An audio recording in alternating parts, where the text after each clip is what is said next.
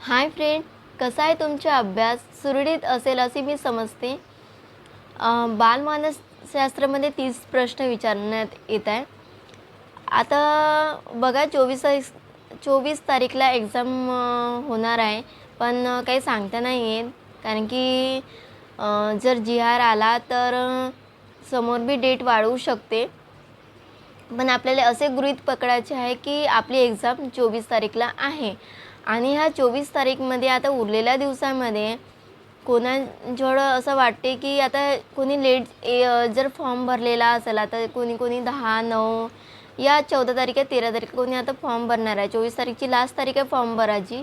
आणि कोणाला ह्या उरलेल्या दिवसामध्ये कोणाला पुस्तक कोणती रीड करायची आणि कोणते टॉपिक रीड करायला पाहिजे आणि कोणते स्मार्ट आपल्याला अभ्यास करून स्कोर वाढवायचा असेल तर मी त्यासाठी पुस्तक सांगत आहे. हे माझ्याकडे बालमानसशास्त्राची पुस्तक आहे. इग्नेटिक अकॅडमी पब्लिकेशनमधून मी ऑनलाईन बोलवली होती.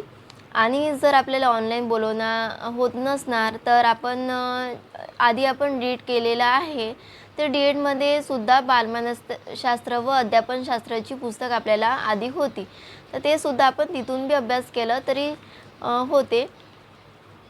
आणि IMP आपल्याला टॉपिक कोणते करायचे आहे तर मी तुम्हाला शेअर करत आहे. आता हे पुस्तक तुम्हाला व्यवस्थित दिसणार नसेल कारण की आता बघा मी ते कवर लावलेले आहे, पण सध्या आणि हे बालमानसशास्त्र जर तुम्ही जर समोर कधी एक्झाम जर वाढलेली आणि कधी समोर एक्झाम वाढलेली असायला कधी जाहीर झालेला असणार तर आपण बालमानसशास्त्र हे अध्यापनशास्त्र आपण शेळके सरांची पुस्तक बोलू शकतो. कसं आहे, पुस्तक इझी आणि सरळ सोपी पद्धत आहे. आपल्याला समजण्याकरिता बी इझी पद्धत आहे याच्यामध्ये. तर आपण मी इथूनच अभ्यास करत आहे. आणि तर IMP टॉपिक कोणते आहेत तर तुमच्यासोबत मी शेअर करत आहे, जेणेकरून आपल्याला इथून तरी आपण वारंवार जर रिव्हिजन मारून, कारण की जास्तच आपल्याला स्कोर वाढवणारे सब्जेक्ट म्हणजे जास्तीत जास्त आहे तर मॅथ्स आणि बुद्धिमत्ता आणि तिसरा म्हणजे बालमानसशास्त्र. हे 3 सब्जेक्ट जास्तीत जास्त स्कोर वाढवणारे आपले सब्जेक्ट आहे. तर आपल्याला बालमानसशास्त्रामध्ये जर 30मधून जर 25 मार्क बी आपण IMP टॉपिक स्मार्ट स्टडी करून तरी खरंच आपल्याला मिळू शकतात. तर बघा बालमानसशास्त्राचे IMP टॉपिक कोणते आहेत तर मी तुमच्यासोबत शेअर करत आहे. तर एंडिंगपर्यंत बघा, जेणेकरून तुम्हाला सगळे लक्षात येईल की कोणते टॉपिक आहे. आणि तुम्ही नोट्स म्हणजे आपल्याकडे नोट करून सुद्धा ठेवू शकता.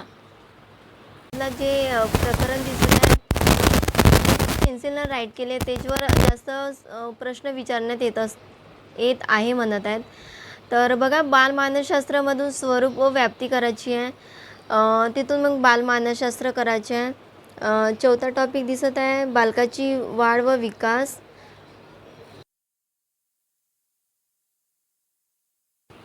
आणि याच्यामध्ये हे आपल्याला टॉपिक करायचे आहे सहसा.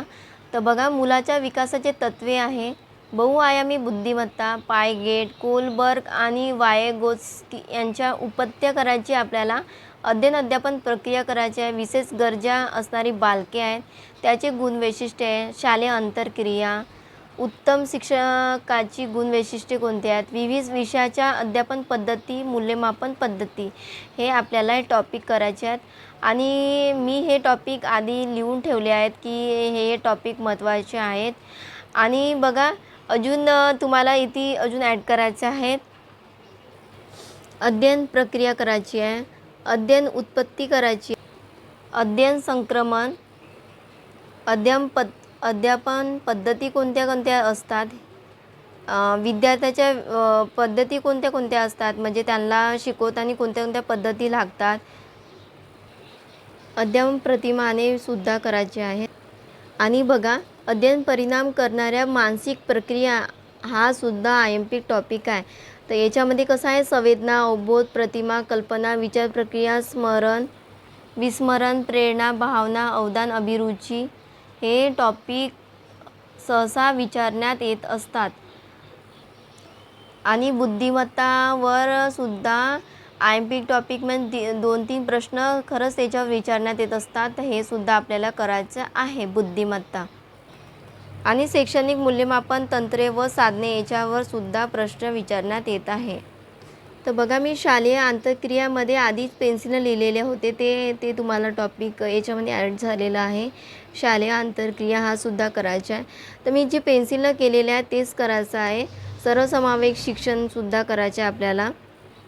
बालकाच्या विविध जे गरजा आहेत ते सुद्धा आपल्याला करण्यात म्हणजे हे सुद्धा आपल्याला करायचं आहे. शिक्षकाचे व्यक्तिमत्व आणि शिक्षकाचे व्यक्तिमत्व कोणते आहे आणि अजून व्यक्तिमत्व कशाचे राहते, त्याची वैशिष्ट्ये कोणती आहेत, हे सुद्धा आपल्याला करायचं आहे. व्यक्तिभेदसुद्धा आपल्याला करायचा आहे. संघर्ष समायोजनसुद्धा याच्यावर प्रश्न विचारण्यात येत असतो. आणि मानसिक विकृतीवर सुद्धा करायचं आहे आपल्याला. मानसिक आरोग्य, तर हे टॉपिक आपल्याला करायचं आहे. ज्यांचे अभ्यास झालेला नाही तर आपल्याला हे जे तुम्हाला मी सांगितलेले आहे ते IMP टॉपिक ते सुद्धा आपण जर केलं ना तर इतकं आपल्याला 25 मार्क कुठे आपल्या हातात गेले नाही. तर हे आपल्याला जर इतके टॉपिक आपण कंप्लीट केलं तरी खूप बेस्ट आहे. आणि अभ्यास करत असताना यांचे पहिले आधी प्रश्न आधी हाताळायचं. प्रश्न कसे विचारण्यात येत असते ते आधी बघायचं. आपण जर चॅप्टर बघितलं आणि आपण रीड केलं तर आपल्याला काहीच समजणार नाही. त्यासाठी आपण पहिले आधी प्रश्न कसे विचारण्यात येत असते त्या आधी बघायचं, नंतरच आपण त्याचे चॅप्टर रीड करायचं. तरी आपल्याला 2-3 वेळा रिव्हिजन मारता आल्या पाहिजे. अशा पद्धतीने आपले अभ्यास करायचा. नक्की आपले स्कोर नक्की वाढणार आहे बालमानसशास्त्राच्या. आणि चला भेटूया नेक्स्ट व्हिडिओच्या समोर. तुम्हाला माझा व्हिडिओ जर आवडेल तर लाईक करा, कमेंट्स करा आणि गरजू व्यक्तींना नक्की शेअर करा. आणि माझा एकच उद्देश आहे की माझा अभ्यास जसं माझा अभ्यास होत आहे तसं तुमचासुद्धा अभ्यास झाला पाहिजे, तुमचासुद्धा स्कोर झाला पाहिजे. आपल्याला प्रयत्न सोडायचा नाही. जितकं जमेल तितके करायचं, पण हार मानायचा नाही. आपल्याला असं समजायचं का नाही मला त्याच्यामध्ये टॉप यायचा आहे आणि मला भरपूर अभ्यास करायचा आहे, स्मार्ट स्टडी पद्धतीने करायचा आहे, प्रश्न बघायचा आहे आणि चॅप्टर वारंवार रिव्हिजन मारायचं आहे, प्रश्न कसे येतात ते बघायचं आहे. हेच माझा व्हिडिओ बनवायचा उद्देश आहे. आणि ज्यांचा कोणा व्यक्तीचा अभ्यास झालेला नाही, बघा इथे सराव प्रश्नसुद्धा विचारण्यात येत असतात. असे सुद्धा प्रश्न याच्यामध्ये आलेले आहेत. तर हे TET, टेट असो प्रत्येक याच्यामध्ये खूप सुंदर विस्तार पद्धतीने सांगितलेले आहे विजय सेडके सरांचे. तर आधी जर आपल्याला अभ्यास करायच्या वेळी सराव प्रश्न पहिले अभ्यास करायचा, कोणते प्रश्न कशा पद्धतीने म्हणजे प्रश्न विचारण्यात येत असतात त्यानुसार आपण त्याचे चॅप्टर अभ्यास करायचा. चला भेटूया. तुम्हाला माझा व्हिडिओ जर आवडेल लाईक करा आणि ज्यांचा अभ्यास काही झालेला नाही त्या व्यक्तीपर्यंत हा व्हिडिओ पोचवा जेणेकरून त्यांचासुद्धा अभ्यास होईल. हाच माझा व्हिडिओ बनवण्याचा उद्देश आहे. तर चला भेटूया नेक्स्ट व्हिडिओच्या सोबत.